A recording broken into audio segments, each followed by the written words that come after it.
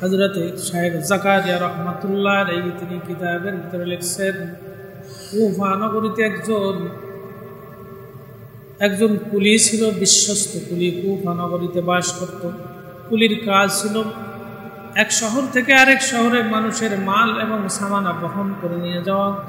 বিশ্বস্ত কুলি থাকার কারণে সবাই তাকে বিশ্বাস করত, তার কাছে মাল সামানা ছেড়ে দিত। তো এই কুলি একদিন এক ডাকাতের কবলে পড়ছে। এক ডাকাতের কবলে যখন পড়ছে, তো ডাকাত বলতেছে, তোমাকে হত্যা করব, তোমার যত মাল সামানা আছে সব কিছু আমি লুণ্ঠন করব। কুলি বলে, শোনো, আমার যা কিছু আছে সব তুমি নিয়ে নাও, আমাকে তুমি ছেড়ে দাও। কয়, না, তোমাকে আমি ছাড়বো না, তোমাকেও হত্যা করব। এক পর্যায়ে কুলি বলে, তাইলে আমাকে 2 রাকাত নামাজ পড়ার সুযোগ দাও। তো ডাকাত বলতেছে, নামাজ পড়ে কি হবে? তোমার মতো বহু মানুষ এখানে নামাজ পড়ছে এর আগেও। এই দেখো, যাদের মাথার খুলি দেখা যায়, হাড্ডি দেখা যায়, এই মানুষগুলাও তোমার মতো নামাজের জন্য সময় চেয়েছিল, নামাজের সময় দিয়েছি, কি কোনো উপকারিত হয় নাই? নাও, তোমাকেও সুযোগ দিলাম, নামাজ পড়ে নাও। কুলি নামাজে দাঁড়িয়ে গেছে, আল্লাহওয়ালা কুলি নামাজে দাঁড়িয়ে গেছে। যখন এই আয়াতে পৌঁছায় গিয়েছে, আম্মাই ইউজিবুল মুযতাররা ইযা দা, এই আয়াত পর্যন্ত যখন পৌঁছাইছে, এই আয়াত যখন তেলাওয়াত করছে, এই আয়াতের খেদমতে নিয়োজিত ফেরেশতাকে আল্লাহ পাক নাজিল করছেন। ওই ফেরেশতা নাজিল হয়ে ওই কুলিকে হত্যা করে ফেলছে। ওই ফেরেশতা নাজিল হয়ে ডাকাতকে হত্যা করছে। কুলি যখন নামাজের সালাম ফেরায়, চোখ মেলে দেখে, তাকায় পাশে একজন মানুষ লোহার পোশাক পরিধান করা। তখন জিজ্ঞেস করতেছে, আপনি কে? আপনার পরিচয়টা দিন। তখন ওই ব্যক্তি বলতেছে যে, আপনি যে আয়াত তেলাওয়াত করছিলেন, আম্মা ইউজিবুল মুযতাররা, যখন বান্দাবান্দি নিরুপায় হয়ে, অনন্য উপায় হয়ে আল্লাহকে ডাক দেন, তো আল্লাহ ছাড়ার সাহায্যকারী কে থাকেন? এই আয়াত তেলাওয়াত করছেন।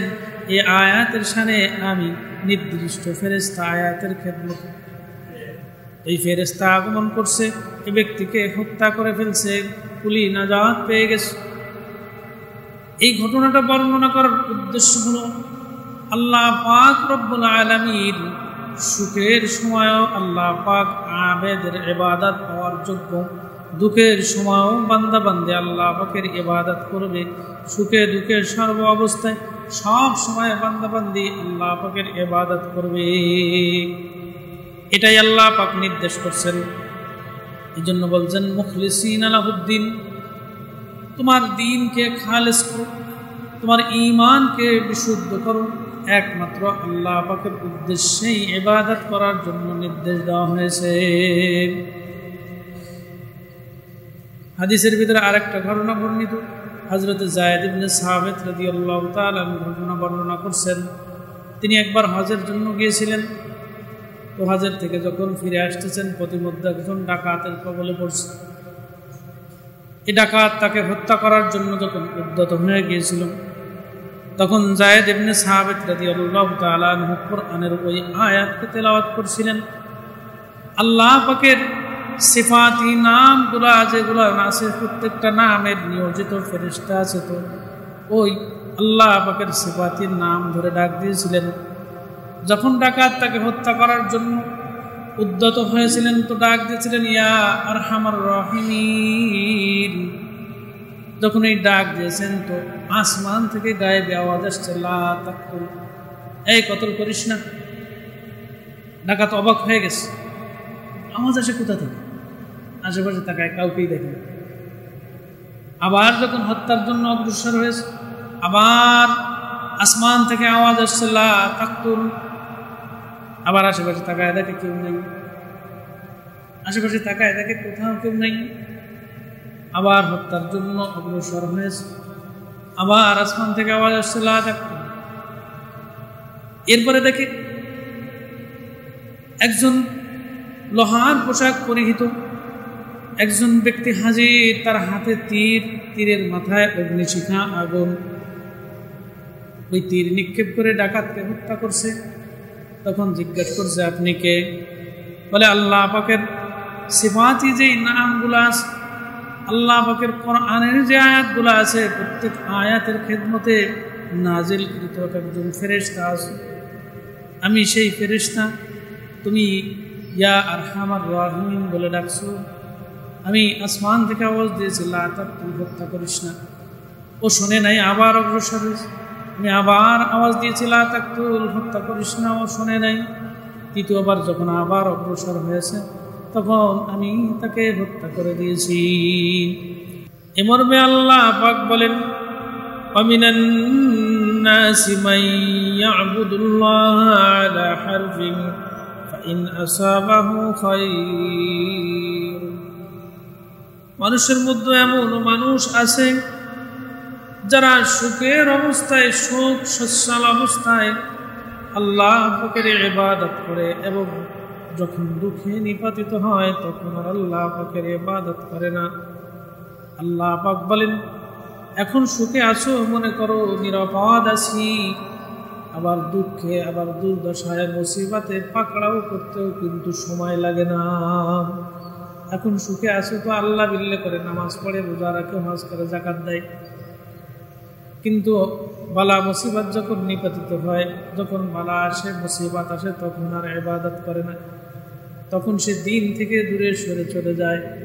আল্লাহ বলেন এখন নিরাপদ আছো, ইবাদত করতেছো, এখন নিরাপদ আছো, সুখের সময় ইবাদত করতেছো। আবার তোমার এই সুখের সময় দূর করতে আবার যে মুসিবত আসবে না এমন কোনো গ্যারান্টি নাই।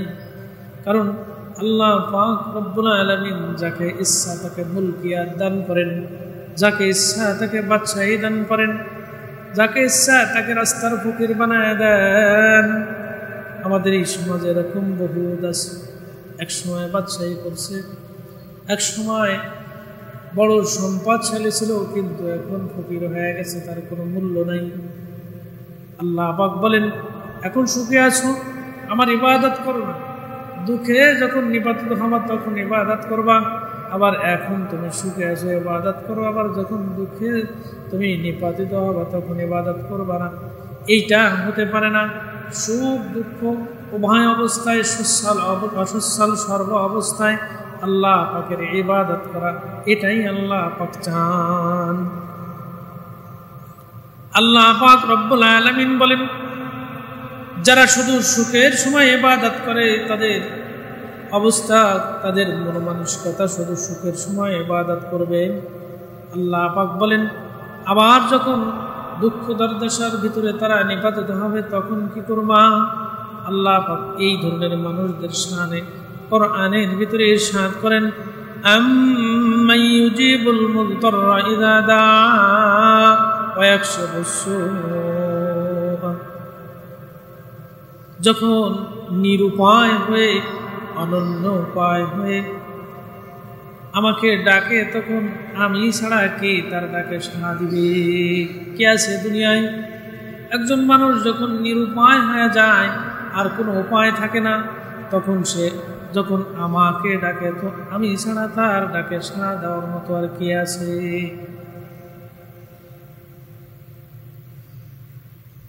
সুখের সময় আল্লাহকে ডাকে না, দুঃখের সময় আল্লাহকে ডাকে।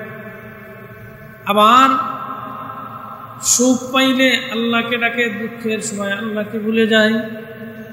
আল্লাহ বললেন যখন মানুষ অনন্য উপায় হয়ে যায়, নিরুপায় হয়ে যায়, আর কোনো উপায় থাকে না, যখন আমাকে ডাক দেয়, আমি ছাড়া তার ডেকে সাড়া দেয় কে? আমি ছাড়া তার হাজত পূরণ করনেওয়ালা কে?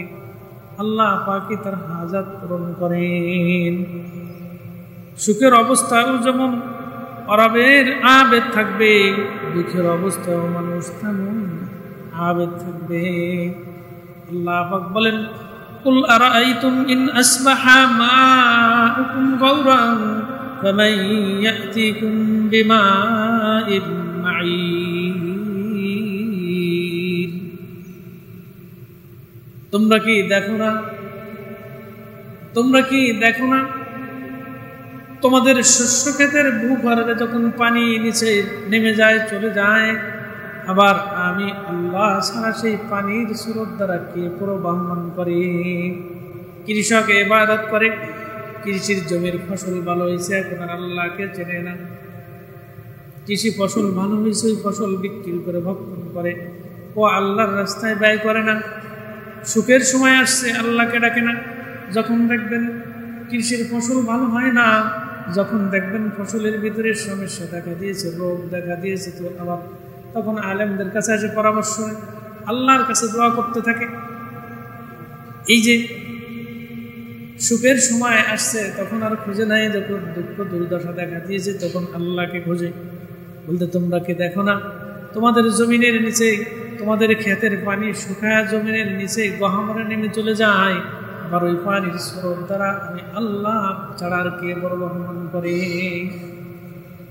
জমিনের ভিতরে একটা বীজ বপন করা 1000টা বীজ উৎপন্ন হয়। জমিনে পানির দরকার, আসমান থেকে আল্লাহ বৃষ্টি বর্ষণ করেন। এই যে আমি আল্লাহ ছাড়ার এটাকে কে করে? দুঃখ দুর্দশা এবং বিপদগ্রস্ত হয়ে যখন মানুষ নিরুপায় হয়ে যায়, তো নিরুপায় অবস্থায় যখন আমি আল্লাহকে ডাক দেয়, আমি ছাড়া তার ডাকে কে সাড়া দেয়? আম্মান ইউজিবুল মুদতাররা ইযা দাআ ওয়া ইয়াকশিফুস সুআ। এই যে আয়াতের ইরশাদের একটা ঘটনা বর্ণিত আছে। হযরতে শাইখ জাকারিয়া রাহমাতুল্লাহ আলাইহি তিনি কিতাবের ভিতরে লিখছেন, কুফা নগরীতে একজন কুলি ছিল, বিশ্বস্ত কুলি, কুফা নগরীতে বাস করত। কুলির কাজ ছিল এক শহর থেকে আরেক শহরে মানুষের মাল এবং সামানা বহন করে নিয়ে যাওয়া। বিশ্বস্ত কুলি থাকার কারণে সবাই তাকে বিশ্বাস করত, তার কাছে মাল সামানা ছেড়ে দিত। তো এই কুলি একদিন এক ডাকাতের কবলে পড়ছে। এক ডাকাতের কবলে যখন পড়ছে, তো ডাকাত বলতেছে, তোমাকে হত্যা করব, তোমার যত মাল সামান আছে সব কিছু আমি লুণ্ঠন করব। কুলি বলে, শোনো, আমার যা কিছু আছে সব তুমি নিয়ে নাও, আমাকে তুমি ছেড়ে দাও। কয়, না, তোমাকে আমি ছাড়বো না, তোমাকেও হত্যা করব।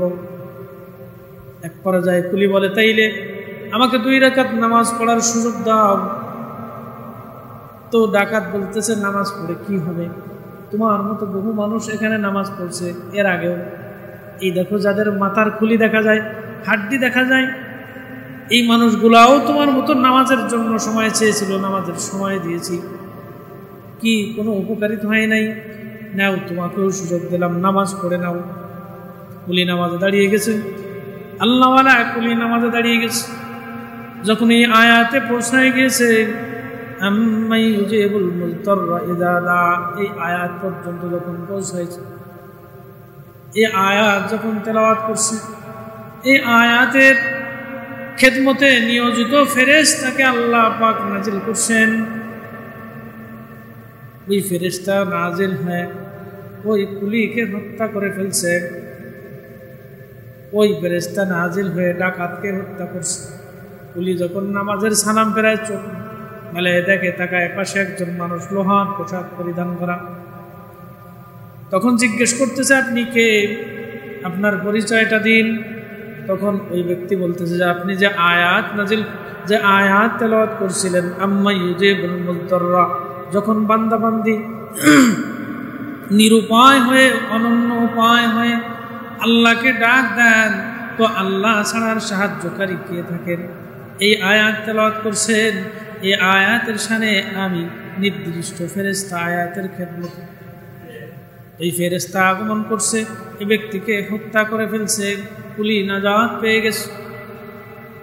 এই ঘটনাটা বর্ণনা করার উদ্দেশ্য হলো, আল্লাহ পাক রব্বুল আলামিন সুখের সময়ও আল্লাহ পাক আবেদের ইবাদত পাওয়ার যোগ্য, দুঃখের সময়ও বান্দা বান্দে আল্লাহ পাকের ইবাদত করবে। সুখে দুঃখে সর্ব অবস্থায় সব সময় বান্দা বান্দি আল্লাহ পাকের ইবাদত করবে। এটাই আল্লাহ পাক নির্দেশ করছেন।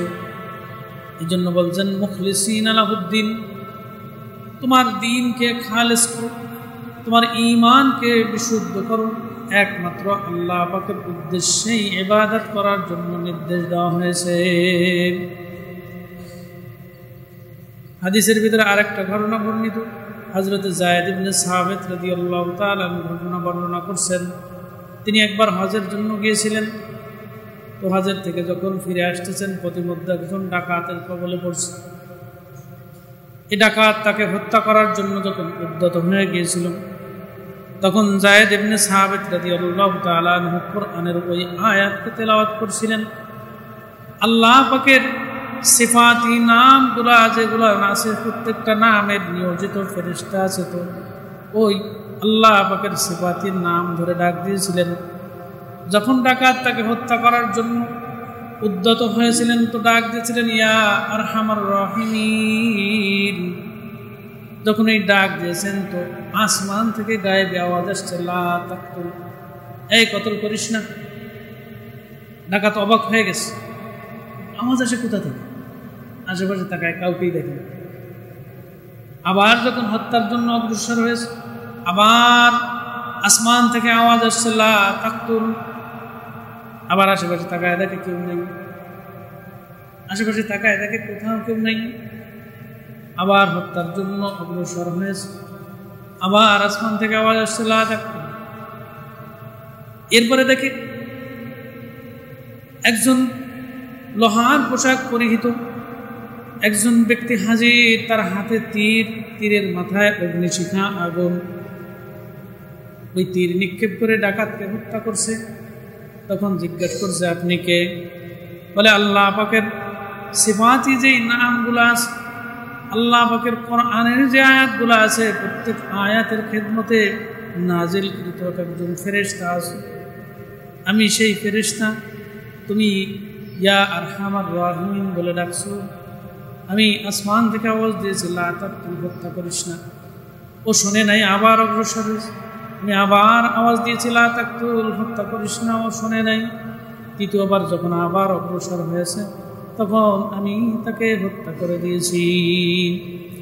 এই যে ঘটনাগুলো বর্ণনা করা, ওয়াকিয়াগুলো বর্ণনা করার উদ্দেশ্য হলো, যদি কোনো বান্দাবান্দি তার ঈমানকে মুখলেস করে ফেলায়, আল্লাহর নবী বলছেন আখলিস দীনাকা, তোমার ঈমানকে খাঁটি করো। ইয়াকফিকাল আমালুল কলিল, তাইলে অল্প আমল তোমার নাজাতের জন্য যথেষ্ট হবে। আল্লাহ পাক কোরআনের ভিতরে বলেন ওয়ামা উমিরু ইল্লা লিয়াবুদুল্লাহা মুখলিসিনা লাহুদ্দিন, আমি একমাত্র নির্দেশ দিয়েছি, একমাত্র আল্লাহর উদ্দেশ্যে খাঁটি দিলে খাঁটি ঈমান অবস্থায় আল্লাহ পাকের ইবাদত করার জন্য নির্দেশ দিয়েছি। মানুষ আল্লাহ পাকের ইবাদত করবে ইখলাসের সহিত, একবারে খাঁটি ঈমান ওয়ালা হয়। তো কোনো বান্দাবান্দি যদি তার ঈমানকে খাঁটি করে খালেস দিলে আল্লাহ পাকের জন্য সুখে দুঃখে সর্ব অবস্থায় সব হালাতে দ্বীনের উপর অটল থাকে, অবিচল থেকে আল্লাহ পাকের বন্দেগী এবং ইবাদত করে, তো অনন্য উপায় হয়ে নিরুপায় হয়ে যদি আল্লাহ পাকের কাছে ডাক দেন, তো আল্লাহ পাক তার ডাকে সাড়া দেন। এই জন্য আল্লাহ পাক বলছেন, যখন বান্দা বান্দি অনন্য উপায় হয়ে যায়, নিরুপায় হয়ে যায়, কোনো উপায় থাকে না, আমাকে ডাকে, আমি ছাড়া তার ডাকে সাড়া দেওয়ার মতো আর কি আছে? আল্লাহ পাক রব্বুল আলামিন এই যে খুলুসিয়াত এবং ইখলাসের সহিত সুখে এবং দুঃখে সর্ব অবস্থায় উভয় হালাতে যদি দ্বীনের উপর অটল থাকতে পারে, তাদের সামনে বলেন ইন্নাল্লাযীনা ক্বালু রাব্বুনাল্লাহ, ইন্নাল্লাযীনা ক্বালু রাব্বুনাল্লাহ সুম্মা ইসতাকামু فلا خوف عليهم ولا هم يحزنون أولئك أصحاب الجنة هم فيها خالدون। যারা আল্লাহকে আল্লাহ বলে স্বীকার করছে, যারা আল্লাহকে রব হিসেবে গ্রহণ করছে এবং ওই কথার উপরে অবিচল রয়েছে, অটল রয়েছে, ফালা খাউফুন, তাদের কোনো ভয় নাই, ওয়ালা হুম ইয়াহজানুন, তাদের কোনো চিন্তাও নাই। আল্লাহ পাক বলেন উলাইকা আসহাবুল জান্নাহ, ওই সমস্ত মানুষ যারা অবিচাল থেকে অটল থেকে আল্লাহকে রব হিসেবে স্বীকার করে, এরা হলো জান্নাতের বাসিন্দা, অনন্তকাল সেখানে থাকবে। এদের আর কোনো কি থাকবে না, ভয় থাকবে না, কোনো চিন্তা থাকবে না। দুনিয়াতে কোনো ভয় থাকবে না, দুনিয়াতে কোনো চিন্তাও থাকবে না, আখিরাতেও কোনো চিন্তা থাকবে না, আখিরাতেও কোনো ভয় থাকবে না। কিন্তু দুনিয়ার মানুষের অবস্থা, দুনিয়ার হালাতের পরিবর্তন। এক শ্রেণীর মানুষ তারা সুখের অবস্থায় রবের ইবাদত করে, যখন সচ্ছল থাকে তখন আল্লাহ পাকের ইবাদত করে যায়। আরেক শ্রেণীর মানুষ যখন বিপদ আপদ বালা মুসিবতে নিপাতিত হয় তখন ইবাদতে মশগুল হয়, সুখের অবস্থায় থাকে না। যখন বিপদে পড়ে তখন আল্লাহকে ডাকে, যখন বিপদে নিপতিত হয় তখন আল্লাহকে ডাকে। যখন আল্লাহ পাক সেই বিপদ থেকে তাদেরকে মুক্তি দিয়ে দেন তো ওরা এসে কুফরি করে। আল্লাহ পাক বলেন فَإِذَا رَكِبُوا فِي الْفُلْكِ دَعَوُا اللَّهَ مُخْلِصِينَ لَهُ الدِّينَ فَلَمَّا نَجَّاهُمْ إِلَى الْبَرِّ إِذَا هُمْ يُشْرِكُونَ। যারা সমুদ্রের ভিতরে যখন সফর করে, বড় বড় ঢেউ যখন আক্রান্ত করে, যখন তারা মুসিবতে পড়ে যায় তো আল্লাহকে ইখলাসের সহিত ডাকে, আল্লাহ বাঁচাও, আল্লাহ নাজাত দিয়ে দাও, আল্লাহ মুক্তি দিয়ে দাও, আল্লাহকে ডাকে। আবার যখন রব্বুল আলামিন নিরাপদে তাকে তীরে পৌঁছায় দেয় তো আল্লাহর সঙ্গে শিরিক করে। কেমনে শিরিক করে জানেন? যখন মুসিবতে পড়ে তো খুব দোয়া করে, আল্লাহ বাঁচাও, আল্লাহ বাঁচাও। যারা নদীপথে সফর করে তারাই জানে। তো যখন আল্লাহ পাক নিরাপদে পৌঁছায় দেন তখন তীরে এসে আল্লাহ পাকের সঙ্গে শিরিক করে। সেটা হলো বলে মাঝি বড় ভালো ছিল, নৌকার মাঝি বড় ভালো ছিল, বিদায় আজকে বেঁচে ফিরতে পারছে। করোনার সময় কত মানুষের জবানে শুনছি যে কিছু টাকা গচ্ছিত রাখছিলাম সম্পদ, বিদায় খেয়ে করে বেঁচে আছে। এই যে কথাগুলো, এগুলো আল্লাহ পাকের সঙ্গে শিরিক। রব্বুল আলামিন মানুষের রিজিক দেওয়ার মালিকও আল্লাহ, মানুষকে বাদশা বানানোর মালিকও আল্লাহ, ফকির বানানোর মালিকও আল্লাহ। এই বিশ্বাস তাদের ভিতরে নেই। যখন সাগরের বুকে ঢেউ উঠছে, বিপদে পড়ছে তো কে আল্লাহ বাঁচাও, আল্লাহ যখন নাজাত দিয়েছেন তখন কয় মাঝি ভালো ছিল, মাঝি বাঁচাইছে। আল্লাহ পাকের স্থানে উনি মাঝিকে বসায় শরীক করে দিয়েছেন। এরকম কওল, এরকম বক্তব্য এই সমাজের মানুষের ভিতরে অহরহ অ্যাভেলেবেল করে। আল্লাহ পাক রব্বুল আলামিন বলেন মানুষ কত দুর্বল, যখন তারা বিপদে বালা মুসিবতে পড়ে তো হায় হতাশ করতে থাকে। যখন মুসিবতে পড়ে তো হায় হতাশ করে, আল্লাহকে বাঁচানোর জন্য দোয়া করতে থাকে। যখন নাজাত পেয়ে যায় তখন আল্লাহকে ভুলে আল্লাহর সঙ্গে শিরিক করা শুরু করে দেয়। এইরকম আমল, এরকম ঈমান যাদের ভিতরে বিদ্যমান, এরা দিনের উপরে অটল অবিচল কখনোই থাকতে পারে না। এই শ্রেণীর মানুষ যারা, এদের জন্য জান্নাতের সুসংবাদ নাই।